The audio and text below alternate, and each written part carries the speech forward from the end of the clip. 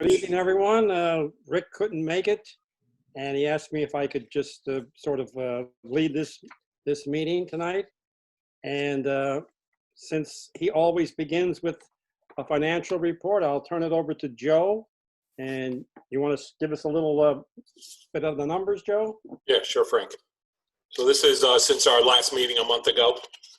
We had income of $4,467. That came from contributions, donations, direct public support. Merchandise had a good month. We sold $1,148 in merchandise. So that seems to be a hot ticket right now. And we're starting really strong with the raffle. We recorded $470 in raffle income already. It's just started. So that's roughly the total for the 4,467. From an expense perspective, we had a total expense since last meeting of $4,263. And that's the big things is, I guess we bought some shell for $1,500, and we purchased the kayaks and whatnot for the raffle for $1,200. And there's some other smaller expenses to total up to the 4,260. So net income is $204.38. From just a bank balance perspective in our checking account, as of today, we have $21,792. The raffle account has $7,505, and the money market has $25,855. So total cash on hand is $55,153. That's my financial report. Any questions? All right, very good. That's excellent. I'll have a brief production report. Hey, Frank. Yeah. I did have a question Okay. for Joe. Okay, go ahead. Joe, could you tell us how much the actual oyster larvae costs and the how much we pay for the clam, baby clams per 1,000? The only thing I can give you right off the top of my head is what we paid out so far for the livestock. Actually, I can't tell you. I don't have it. I'd have to look online. I have it open. Maybe I can tell you quickly. For the livestock, I think it's like $6,000. But let me just check. It shouldn't take us a second here. Joe. Yeah. The reason I asked the question is that when we are selling raffle tickets and we tell somebody that the raffle ticket is $5, but we can then tell them, you're buying 800 baby clams or you're buying so many oysters with that $5. That's the only reason I was bringing it up. Well, didn't I see that in some memo or something? But we paid out $6,000 for livestock. In the past, we were told it was $1 would buy 100 clams or $1 would buy 100 oysters, but that's not accurate. And that's why Lou is trying to get a clear answer on that so that we are giving the public an understanding of what they are supporting. Yeah, so the only thing I know is what we paid out, and that was $6,000 to hump and dewlap for the oysters. I guess that's for the spat. Yeah, spat. Yeah, so and that's all the money that we've shelled out. Yeah. So I mean, you guys got to figure it out from there. I don't know what that actually purchased, how big the how do you? So what you're saying there is the larva. Yeah, Yes. correct. The larvae. Yeah, Yeah, I don't because have the any. state bought our clams. Pardon, Frank? The state of New Jersey, the DEP paid for the clams this year. Right. Clam seed. Did you hear that, Lou? Yes. We didn't pay out. I don't have a record of any payment for clams. And by the Right. way, whatever you tell people, nobody's going to question you. Well, but we do want to give out valid I information. know. I just, If you really want to know a little more detail on how much they cost, the clam seed, I have the menu here from from John Slater, and he charges, if the seed is between 0.5 and 1 millimeter, he charges $3 per 1,000. For every 1,000, it costs $3. They're bigger, they're a little bit more expensive. As they go up in size, the price goes up. Okay, but we don't have to worry about that because we didn't have to pay for any. But if you wanted to use that number for somebody that donates $5, they're paying for roughly what, 2,000 clams, baby clams. Yeah, that's right. Okay, Lou. Thank you. Okay, I'll begin with my production report. In early July, we usually get our animals first week of July. This was an unusual year. In January, Scott Struber from the DEP ordered 650,000 seed clams from 2 separate growers. One was Dale Parsons and the other John Slater. Early July, there was an email from Jim Merritt, who had an email from Lisa Calvo, and Lisa Calvo told him that she had an experiment with scallops and they had leftovers, and she wanted to know if we could use them, if we wanted them. They would be free of charge. And where were they kept? Well, they were housed at Bay Farm, which is John Schluter's place, down in Tuckerton. So I went down there, I picked up the scallops from John's partner or his helper that one day and brought them back. I forget the exact date that was, but it was earlier in the month.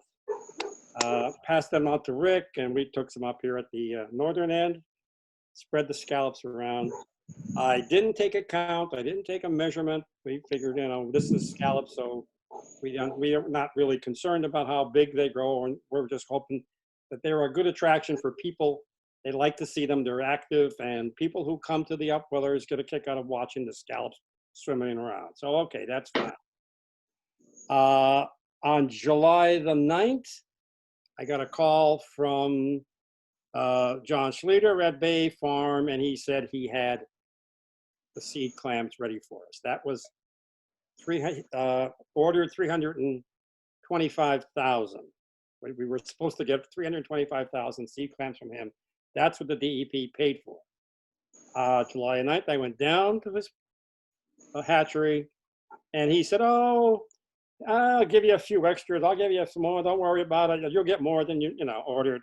He was good about that. He threw in a bunch more, and he told me at that point that there were 125 seed clams per millimeter. I went home. I brought them home, and measured them out, and discovered that he gave us 3,400, a volume of 3,400 milliliters. And that, doing the math, comes out to about 450,000 clams we got from him. We got a nice bonus from him. Okay, so we passed them around. Then I gave all of those clams to Rick. So Rick has them, he spread them down LBI people. They were bigger, took a little bit longer. Probably it was not until the 22nd when I got a call from Dale Parsons. July 22nd, he said, "I have your seed clams." Okay, I went down there. He gave me some. He said, this is not your complete order. You'll have to come back in a couple of more days. Okay, so I went back there again. He was supposed to give us 325,000. He gave us a little bit extra also. And he told me at that point that his were small. There were 300 seed per milliliter. And he gave us 1,100 millimeters in the volume. So that came out to like 330,000 actual seed. So we got a little bit more from him, a little bit more from John, more than the state paid for, in other words. And then I brought them up to the northern area. Okay, we spread them around. Now, we have a problem with Holiday Harbor. I don't know if you know about it, but Holiday Harbor was not able to set their upweller in operation because they put in a spat tank, and a power line was not able to control or contain both the spat tank and the upweller. So they have nothing in the upweller going. They're working on the spat. I think they've done one spat and they're working on the second one. So meanwhile, I have theirs, I have their animals, and luckily we have Traders Cove, which is a bigger upweller, and we put them up there. I have been spreading them all over. I've been spreading the oysters. Now we get the oysters later. We're gonna get them till later. Okay. So Traders Cove had Holiday Harbors, and they had their own seed clams. Now, it seems to be okay, except we have the big storm. A big windstorm comes in, we had a power outage, and we lost the clams at Island Beach State Park. Luckily, that day, the power came back in Mantoloking enough so they didn't die there. But the next morning, I go up there and I got a call from the groundskeeper, and he said to me, after this storm, our electricity here is shorting out. Every time we put the pump is pumping and it stops and it shorts. I set it up and it shorts again. I got to call the electrician. Okay, so I take all the animals out of there and bring them over to Traders Cove. And then last week I call him on Saturday. I says, power back? He said yes. So this morning I took all of the clams back to Traders Cove. Holiday Harbor. I'm all confused here. Back to Mantoloking. Also, we all got a call last week from Rick and said Theo has baby oysters for us. I went down, picked up the baby oysters, the oyster seed. He passed his to his group. I brought some up here. And we have some about, I would say 1,000 or 1 liter in each of the upwellers up here. 1 liter of baby oysters. That's about 5,000, I guess, in each upweller up here, about 5,000 or 6,000.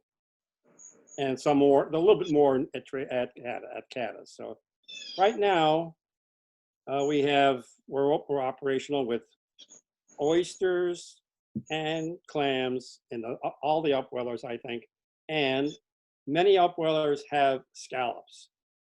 I gave my scallops to Traders Cove because many of his died, but I don't have scallops at Mantoloking yet.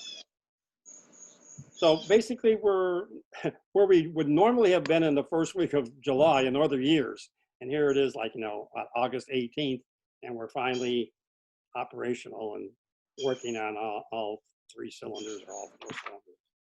Any questions on the production or I want to know anything more about what we have and where it is? Yeah, hey, Frank, Frank, I'll go first.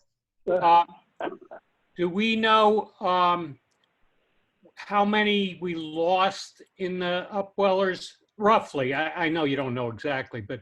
Well, we lost all of the one at Island Beach State Park.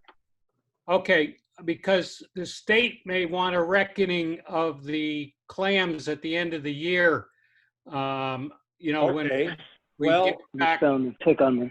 Getting back to the numbers, if you want to, these are numbers that I figured out from what. Yeah, Dale Parsons. I don't need to know. I just want to know if you have it. Yes.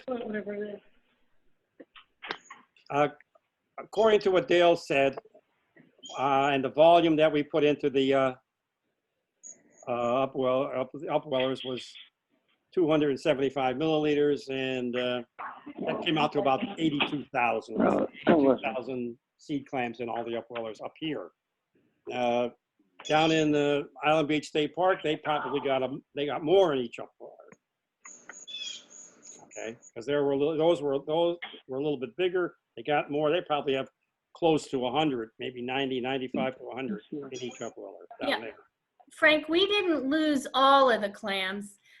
That is a little story, but we lost some of them to crabs, but as far as the power outage, that's not how we lost them.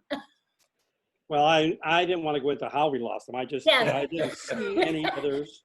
Yeah, but we didn't lose all of them. That's the good news. Okay, well, But there's a story were- everywhere. There's a there story. were a few extras that I was sneaking over at Caddis to see if they would grow there because the salinity was 2019. I said maybe they'll grow here. I had them there for 2 weeks, and they didn't grow there at all. So I gave those to Cheryl. And now they're at Island Beach State Park. So she has. Frank, did you want to say something? Yeah. Frank, did you want to say something about the growth that we're seeing at some of the upwellers? It seems like we're seeing some significant growth for the clams. Yes, we are seeing growth. Traders Cove had some nice growth. All of that information is on the sheets, the Google Doc sheets. I've been keeping the tabs on that, and it'll show you the percentage of growth and the weekly percent and all that. So if you look on that, you could probably find it. Yeah, Traders Cove had very nice growth. Everything is growing. Even those little ones I gave to Cheryl last week, they grew from about 150 milliliters to 280 this week. So they're growing. Things are happening. Hey, Frank, I have a question, and Yes. it's really a question just in general. But my question is, since we started late this year, generally we start to move in October. What's going to dictate us moving? Is it going to be size or is it going to be weather? Like, it could be warm into October this year. It's possible. So I'm just trying to get a sense if, like, could that potentially be pushed based if they're still small? We could keep them in the upwell if the temperature is warm. That's what I wanted to know. Well, the only reason in the past we've discovered that when the water temperature in the bay gets to be 50 degrees, that sort of kills all your algae, all your phytoplankton. That's their food supply, and they're closing up for the winter. So I would say the middle of October is usually the end. Like you say, if it's going to be warmer, maybe it'll be another 2 weeks, but I don't see them going into November. No. But till the end of October, I was thinking, give them an extra week or two if the weather if the water temperature cooperates. That's it. Well, we could follow that. Sure, I don't see it as a problem. Years ago, we went right into the first week of November. We never did our spreading of new babies until November. So it just kept creeping a little bit earlier and earlier each year. Okay. So I don't think it's a problem leaving them in. If they don't, the worst that can happen, they clam up and hibernate for a couple of weeks. They're not going to die. They're just going to lay there like they would if they were normally in the bay. So, That's no problem. Yeah. Okay, any other questions on that? All right, that's the report. Frank, I have a question. I mean, Yes. obviously there was a lot of pivoting and responding to the power outages, but as we're entering hurricane season, we might well have another event of some unknown magnitude. Has there been any procedures in place, or should we talk about that now at another time to put best practices for what to have to do when there's a power outage, and then backups on moving seed to other upwellers that may not have lost power? Yeah, well, that's been a problem ever since we've had this organization about power outages and what to do about them. We've talked and we discussed we should buy this thing and buy that. We never did anything more than just play it by ear one day at a time. Like this year, Traders Cove didn't go out at all. Manalocan was out, the island was out so that's why we were able to save some by bringing them over to Traders Cove. The story of Island Beach was that we determined that we would put them in fine mesh bags and put them off my dock. And we found out that the crabs had a feast. They ate through linen bags very fine mesh. Yeah, they found them in a matter of hours too. And they got the scallops, they got the clams. And Jeff Flimlin said that the thought was good, but that what we had to do was then put the bags into a hard mesh, and suggested that we use the things that we used to use in the flopsies. Yeah, we could have done that. So in the next crisis, Cheryl has a couple of those bags, and she's ordered the fine mesh bags that we used. So as far as Island Beach is concerned, that's what we're thinking we'll do, and hang them off the dock, which is behind the fence and a lock. So it should be fairly secure. So that's our strategy going forward. And, you know. We could also put them in small Taylor floats, or, you know, we'll find ways. Exactly. We do have Taylor floats at the office. If capacity to other upwellers allow, though, should moving to other upwellers that retain power be plan A, and plan B, either a Taylor float or hanging off of in a properly designed bag. Yeah, so Doug, where are they? Because I went looking for one and I didn't see any. I'll have to meet you over there and look at the Taylor floats. Well, you're talking, you know, the Taylor float is much bigger than you want. Yeah, you're going to need a truck to get it, first of all, and you're going to need bags within the Taylor floats. There's 2 or 3 at the office. Oh, I'm looking at, what's the float that I want, Frank?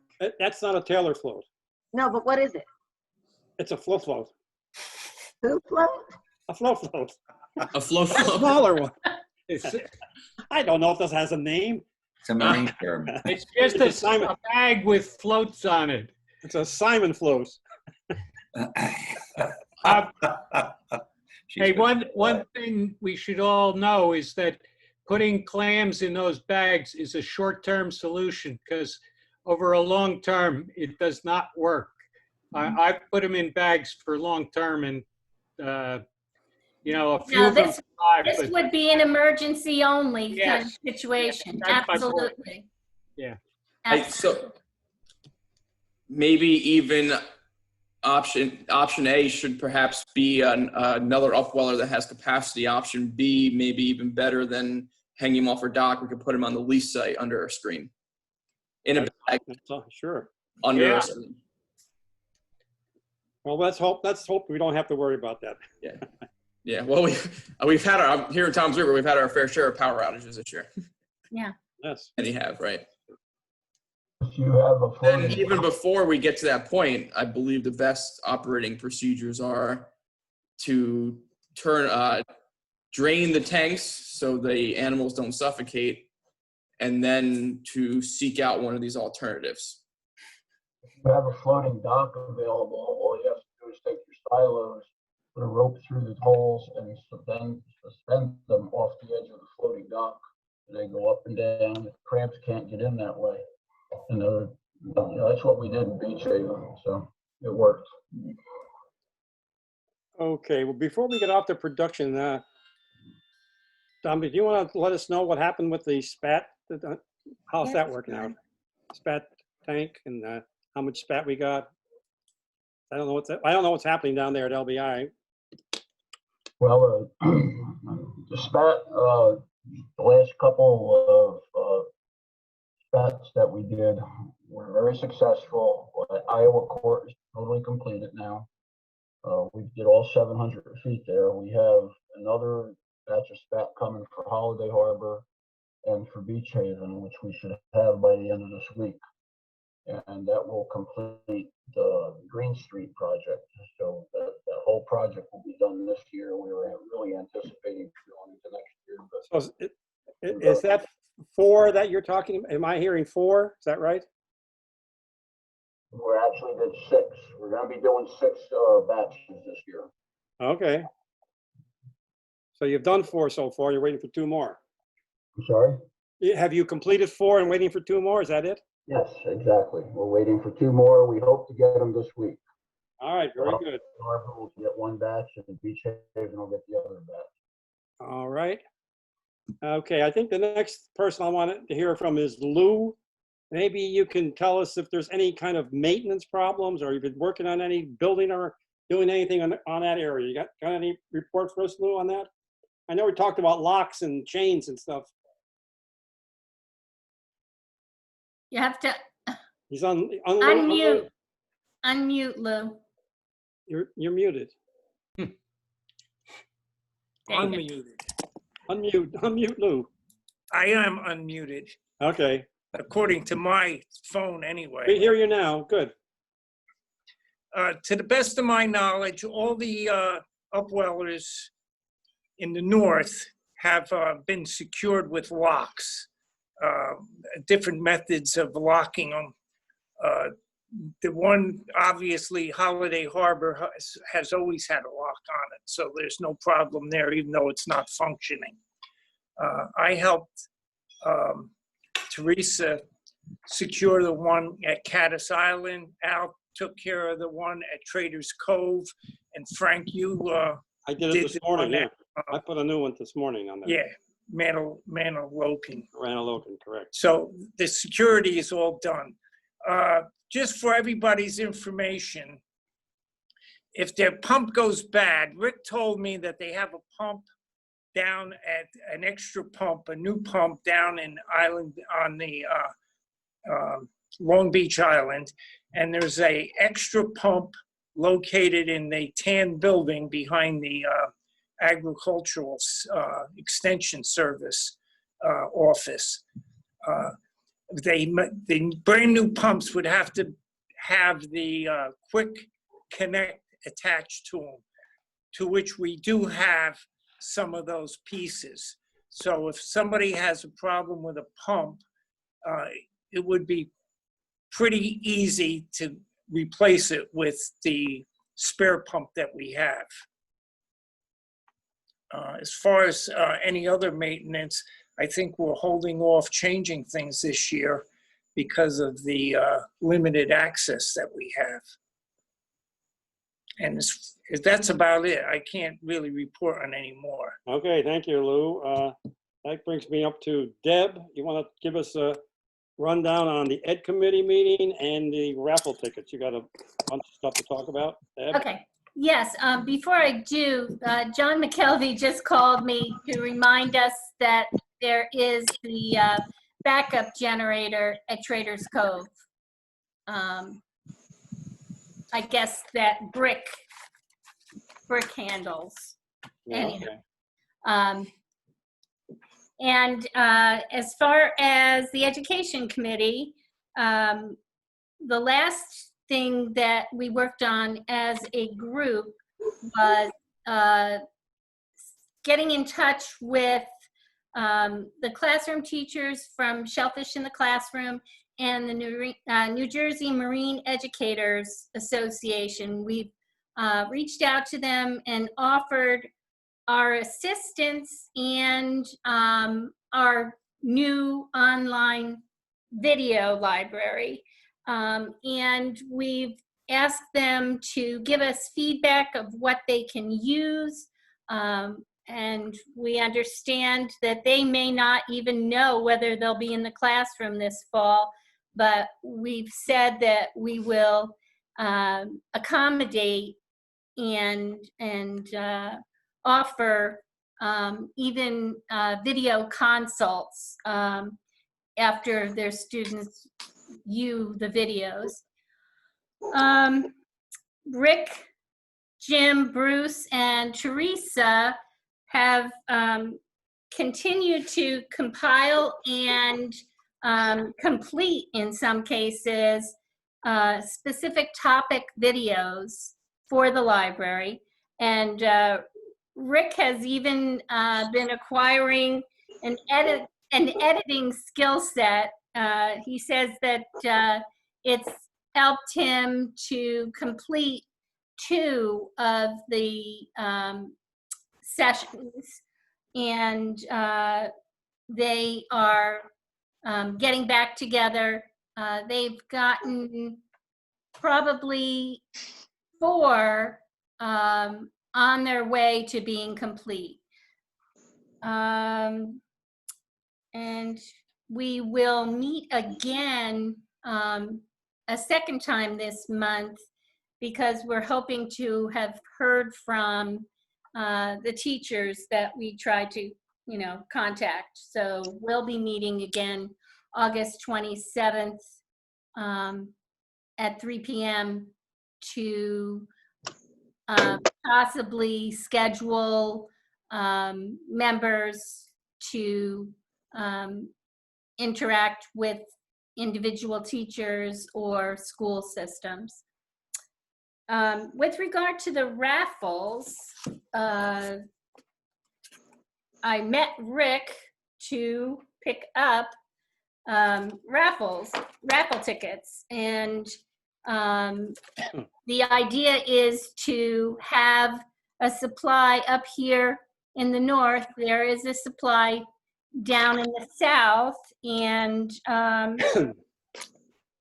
this is the first year that we've done a 50-50 in addition to the paddleboard raffle. Both sets of tickets are $5 a ticket.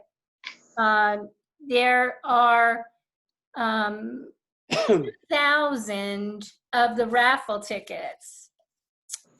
No, I'm sorry, 2,000 of the paddleboard tickets. And that means that if we sell all of those raffle tickets, it's a 1 in 500 chance of winning one of the paddle boards. With regard to the 50-50, if we sell all of those tickets, we will realize $5,000 and the winner will realize $5,000. Because we aren't able to go to fairs and festivals this year, it's incumbent upon us to really take the responsibility for selling tickets as individuals. And the hope is that if we each commit to at least 10 tickets, we're more than halfway there to getting what we need. So I will be getting Teresa, Frank, and Al and Cheryl tickets to sell at their Upwellers and to give to members that will take the responsibility for selling some tickets. Deb, I already got tickets. I have a whole lot more. and the idea is that— I uploaded my tickets already. No such luck. No, the idea is that the Upweller captains will have a supply so that if there's a member that doesn't go to the Upweller normally, they can go on the maintenance day and pick up the raffle tickets from the Upweller captain. Okay. All right, yep, okay. Any, But then I'll be buying more raffle tickets. I'm sorry? I said, then I'll be buying more raffle tickets. Yes, and that's a reality. Forever since I joined, I just assumed I will be selling 20 tickets or buying 20 tickets. So, do what you think is possible for yourself, but knowing that it's really critical that we do really sell the tickets this year. Hey Deb, this is Joe. What's the mechanism for turning in the stub? How does that work? That wasn't something that Rick told me, but I'm assuming that we'll get more information in fairly short order. You should give them to Kelly. Yeah, I was going to say, in the past, we dropped them at the extension, but we're not going and that may be problematic. So we'll have to see what, Doug and Steve let us know, and what Rick has figured out. Are we recording the handout of tickets, like who gets them and what numbers or anything like that? We haven't made a plan for that for this year. Normally, there was a sign-up sheet at the extension for a class session. I certainly would welcome, and I know Rick would, the captains writing down who they gave tickets to sell. But other than that, I'm sorry? I said Bill Walsh has been recording every ticket book he's given out. So I know he's been doing it. Well, I didn't do it. I'll have to go backwards and ask for the numbers. I Yeah, did we not. probably should. We got to count for these tickets, right? We got to track the money. Joe, I took 10 books of each, the paddleboard and the 50/50, and I distributed them to some of the members to sell. But I did record the numbers, so I know who has all the books that I distributed. Okay, so just Right. funnel that information to Bill Walsh so he can. Well, be the Bill record. has all the numbers. All the books I took, he has my name attached to it. And then I took the books and I distributed some of the ones that I had to other members, but I did record who had the books. Okay. So that information is available for Okay. me. I'll commit to writing down the numbers and which captain I gave them to, and then I'll ask that the captains keep a record of who they've given tickets to and their Yeah, numbers. we got to track the money too, somehow. Okay. If the extension office is still a desire for a drop-off location for the stubs, let me or Kelly know. We are still closed to the public, but our staff's in there. And even in this operating, we can find a way to just drop them off in the vestibule, which is what we've been doing with our packages in the mail anyway. And we're waiting on guidance from the county, which if it's anything like they've done in the past, it's like, hey, by the way, by next week, you got to do so-and-so. But all the precautions have been put in place with providers and so forth in our office. We're waiting for the timing of when we're going to open back up to the public. It'll likely be on a reservation basis, though, but we can come up with something for drop-offs. Okay. We usually didn't drop them off until September. Yeah, I mean, we do have a little bit of time. As long as they get there before the actual date. Yeah. And Teresa, I from what gave you some of what mine, I'm so you have the reading, numbers, right? is Chowder Fest is now going to be Chowder Month? Is that correct? Anybody know? Chowder Month? Yeah. Joe, did you hear anything like that? I haven't. I read something in the paper similar to that, Deb, about since they're not going to have it one day, they're going to make it a month-long festival, or not festival, but I guess different restaurants will be serving their chowder, and then you go in through the restaurant themselves. Yeah, that's what I read. And so I don't know how that final day when we pull the raffle tickets is going to be handled. But it sounds like instead of the beginning of October, we're looking at the end of October for the Chowder Festival to end. So we may have more time actually to sell tickets, which is not a bad thing. Chowder Month starts in September and ends October 4th. Ah, thanks. And they're asking everybody to try and visit the restaurants that are advertised, try their chowder, or purchase it and take it home. And then you could also sign up online to vote, just like you would at the festival itself. So, and we're Okay. gonna pull a ticket at the same place that we always pull it at the end of Chowder Fest on that Sunday. Okay, thanks for the info. If got an you email go to from- chowderfest.com, you can see that information. Yes. I got an email from Rick a little while back, and he said they've already sold 149 tickets. I would suggest that. Probably more, but that's what numbers he gave me. 58 for the money and 91 for the paddle boards.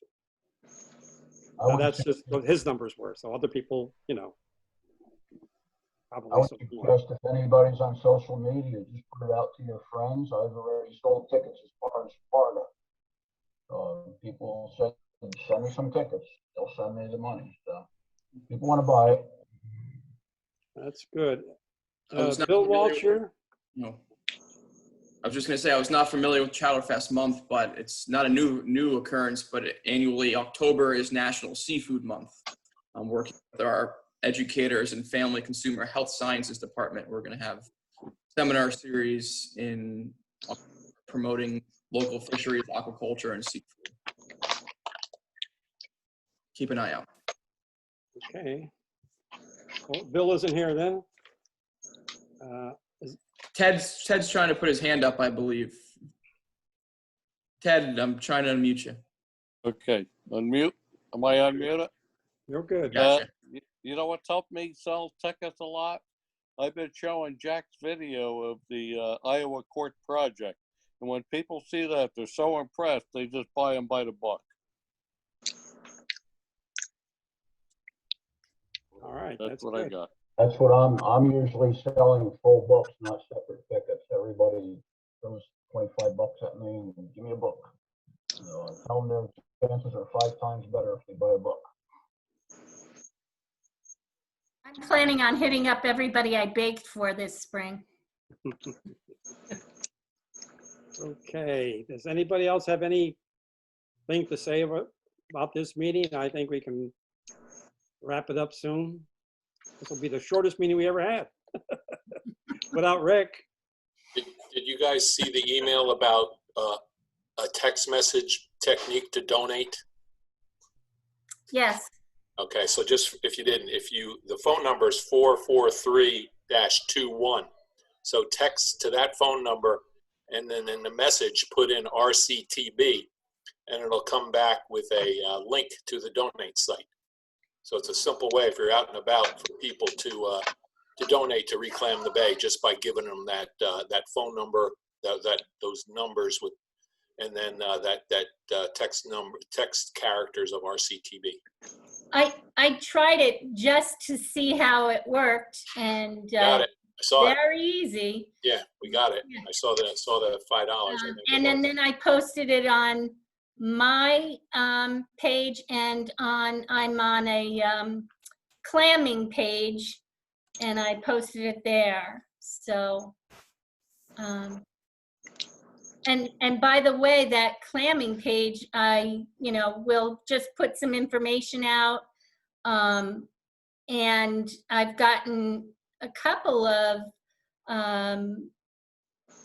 notes of interest, and people want to know how to volunteer. So I've been directing them to the website and answering questions when I can.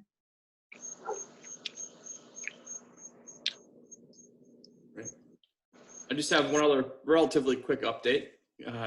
The fall schedule has remained consistent with the dates we announced in the spring for the coastal stewardship class. The speakers and topics have been set, and Kelly's getting an email out within a day or two to the whole Reclaim listserv. Everyone who's a graduate's welcome back for free. Like I said, it's one of our best Rutgers alumni programs, so welcome back for life for free for the coastal stewardship class. But we have to be all webinar. Rutgers has mandated all webinar for our meetings and programs through on campus and off campus through December 31st. So everyone's taken it as welcome back, but send an email to Kelly if you want to sign up for one or all of them. And we will accept new students if you have friends, people who have not recently engaged or previously engaged in the organization who want to sign up for all. Feel free to put them in touch with Kelly or me, and we'll be happy to get them involved. Our first class is September 15th. And will the price be the same for new people? Good question. I'll have to revisit that given how different we did charge the same for everyone who started in the spring. We haven't giving any reimbursement, even though the course has had by necessity been very different as we've had to adapt, hoping we can go back to normal, but we haven't been able to. So the price was the same for the spring, so we'll have to consider that, people signing up and what's fair. Okay. All right, anybody else have anything to say? No? Al, you got something there you want to show us? Oh, okay. So Doug, I want to know if we have a tentative date for the rake out. Too early to figure that out yet. Another very good question. Kelly asked me that this morning. Okay, good. I'm not the only one thinking about that. You're not the only one. So Rutgers' mandate is no in-person programming through August 31st.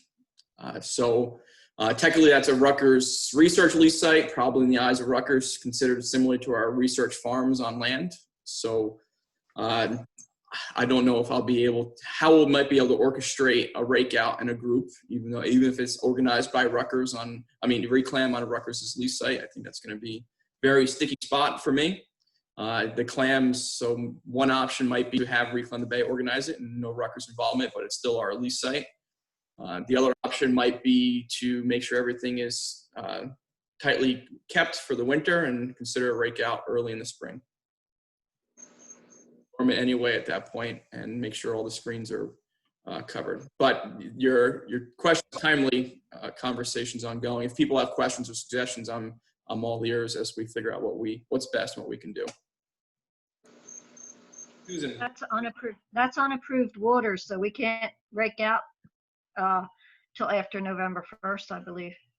Correct. It's conditionally approved, so we are good November 1st, April. And what's going to happen to the state-funded clams at the end of the year? We still have our sign. Reclaim has their permits for the upwellers, and I had the Rutgers permit for the lease sites. So we are still permitted to plant them there. So I imagine we can still do that activity. There's enough room if we don't rake out the nets to put this year's clams in? Good question. There should be plenty of room there or at the Island Beach State Park lease. We'll have to make sure we have enough screens. Okay. Right now we have. I've got a question. Yes, Al. No, sorry, Doug. I didn't mean to interrupt. No problem at all. Yeah, you mentioned the rake out. I remember the problem we had last year, and I believe we were going to have some folks go there and check on the nets from time to time because they were destroyed or we were ravaged by some predators or human of other nature. Has anyone been over to the lease site to do any checking out of the clams that we planted last year? Yeah, Richie Labor has been. We haven't been able to hire Jeffrey due to a hiring freeze. Richie Labor has volunteered to be co-manage the lease site this year. He's been checking in periodically, and there's been a few small groups that have assembled there to make sure things are up to snuff and to clean the screens at Ware Town lease. He was at Okay. He was at the lease last weekend and everything looked good. Excellent. He's been Okay, great. and some of the increased number of local neighbors have also been put in touch with me this year, and they are keeping an eye on things. Good. How about the Island Beach lease? The Island Beach lease, I have to touch base with Jeffrey again, but I don't know if Jeffrey's been there in a while. He gave me an update on the signs a bit, but more recently, Jim Merritt gave me an update. He traveled there with a group of volunteers, and they checked it out. Most of this, from what I remember him saying, most of the signs were damaged, but the clams are very large by now. They probably don't need the screens at this point, but we need to get there to check it out. My numbers serve me correct. There's 2 or 3 screens there, about 36,000 clams, and they were planted there in November of 2017. And they've been made there since, so they're large by now and a relative number. It might merit leaving them there to see how they grow as a bit of an experiment. Okay.